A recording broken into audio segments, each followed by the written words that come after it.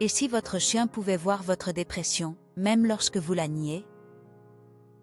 On dit que les chiens peuvent sentir la peur, pressentir les orages bien avant qu'ils n'arrivent et même percevoir la mort.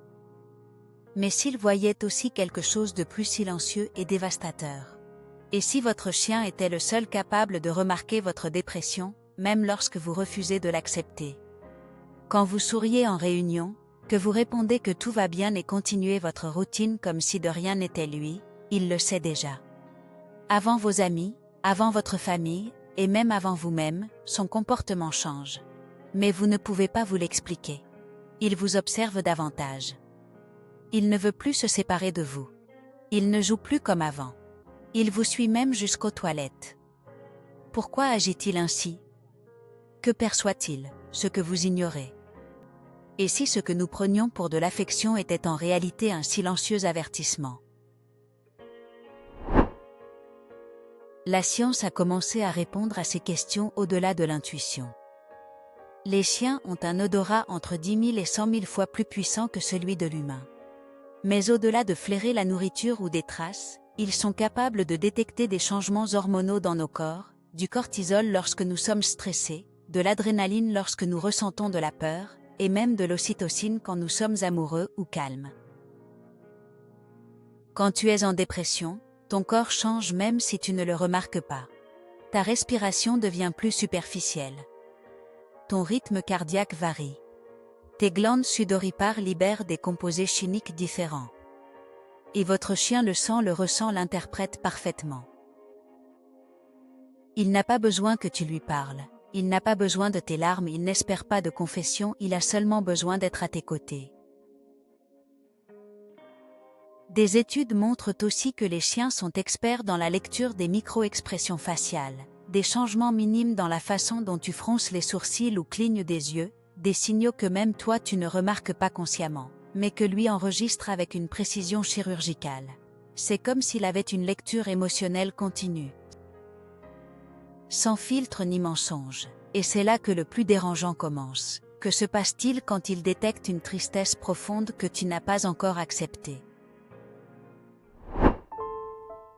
Les comportements que nous qualifions souvent de tendresse ou de loyauté peuvent en réalité être des réponses actives à notre tristesse. As-tu déjà remarqué que ton chien devient plus silencieux quand tu ne vas pas bien? Qu'il se blottisse davantage près de toi-même dans des lieux où il ne le faisait jamais auparavant? Qu'il te lèche les mains plus souvent ou pose sa tête sur ta poitrine? Ce n'est pas un hasard. C'est une réponse. C'est une forme de soutien qui n'a pas besoin de mots. C'est son langage de soutien émotionnel. Il existe des cas documentés où des chiens modifient complètement leur routine lorsque leur maître entre en dépression. Ils cessent de jouer, diminuent leur consommation de nourriture et redoublent de vigilance. Certains d'entre eux développent même des symptômes similaires, la léthargie, la perte d'appétit et une tristesse apparente. C'est la synchronisation émotionnelle interespèce. En d'autres mots, ton chien sent non seulement que tu vas mal, mais il commence à se sentir mal avec toi. Mais pourquoi? La réponse se trouve dans le lien, dans la meute, dans leur nature. Un membre faible ou blessé est protégé par le groupe. Le chien moderne garde cet instinct très vivant mais il le canalise vers toi. Tu es donc sa meute, son noyau et c'est aussi sa mission. Et c'est précisément ici, au cœur de cette connexion, qu'une réflexion puissante émerge. Si ton chien a remarqué tout ça sans que tu dises un mot, pourquoi continues-tu à te taire? Peut-être est-il temps d'écouter avec une plus grande attention, d'observer ton chien et de te questionner. Que cherche-t-il à me communiquer à travers son comportement?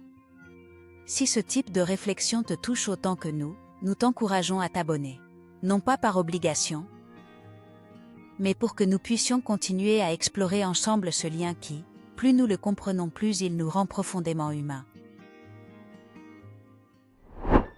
La révélation est troublante mais magnifique. Ton chien n'essaie pas de te guérir, il essaie de te soutenir. Il ne cherche pas à changer ton état mais à t'y accompagner. Et cela, en des temps où beaucoup ont du mal à t'entendre, représente un acte d'amour vraiment radical. Des études récentes ont montré que les niveaux de cortisol canin fluctuent en fonction de l'état émotionnel de leur propriétaire. Ce n'est pas une métaphore, c'est de la biologie. Il ne se contente pas de le sentir, il l'expérimente pleinement, l'assimile et le manifeste physiquement. Ton chien n'a pas besoin de comprendre une crise d'anxiété. Il lui suffit de sentir ton odeur pour savoir que quelque chose cloche. Il ne comprend pas la tristesse clinique, mais il reconnaît l'absence de ton énergie habituelle. Et il ne connaît pas le mot dépression, mais il connaît la sensation que tu es en train de t'éteindre de l'intérieur. C'est la raison pour laquelle lorsque personne d'autre ne perçoit quoi que ce soit, il est déjà allongé près de toi à cesser de jouer. Te suit telle une ombre ayant déjà choisi de ne pas te quitter. Parce que peut-être, dans un recoin très profond de son instinct, il perçoit que tu es en danger. Et si cet aboiement sans raison, cette insistance à rester près de toi, ce regard fixe pendant que tu détournes le tien, n'étaient pas que de simples coïncidences mais des tentatives désespérées pour ne pas te perdre.